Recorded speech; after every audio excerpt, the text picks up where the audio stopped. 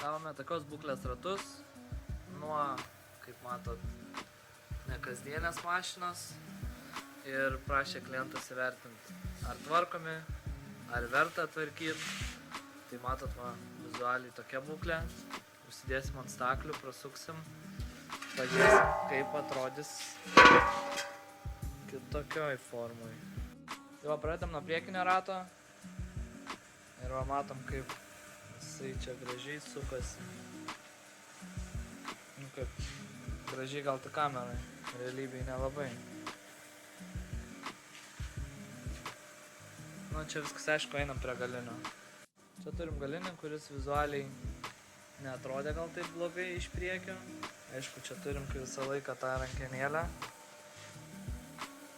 Priekis, kaip matot, turi tokį biškičiai skėlimą. Čia ta problema. Ir sukas jisai. Biški geriau negu priekis, bet vis tiek ne kažką. Tai matot jų būklę. Klientui irgi parodėm, apsitarėm su klientu, kad greičiausiai tiesiog neapsimokės daryti ratų. Nes, aišku, visi galvojam turbūt, kad čia toks išskirtinis modelis, išskirtinė mašina ir tie ratai turėtų būti ganėtinai brangus, bet pasižiūrėjom internete, realiai galima rasti po 300-400 tos ratus. Tai nėra kosmosas, tvarkymas greičiausiai atseitų panaši suma, dar plus dažymai, plus viskas ir vis tiek neaišku, koks bus, ant kiek bus po to saugu.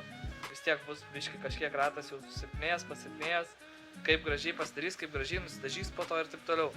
Tai priėmėm tokį sprendimą, kad tiesiog pigiau, lengviau, saugiau ir geriau bus nusipirkti kitus ratus. Tai